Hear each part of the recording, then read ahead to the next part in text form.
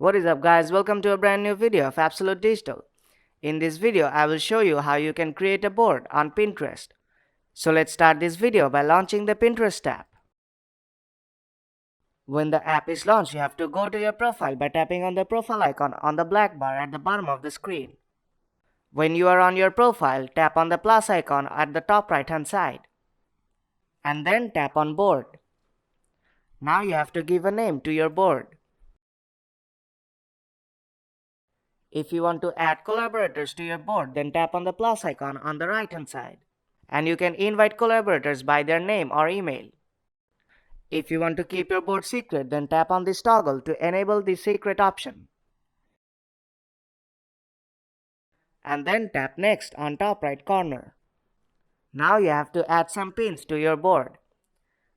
All you have to do is tap on the plus icon on the pin you like, and it will be added to your board. When you are done, tap done on top right corner, and your board is now created. And that is how you can create a board on Pinterest. So if you find this video helpful, then do drop a like and make sure to subscribe for more tutorials. I'll see you in the next one.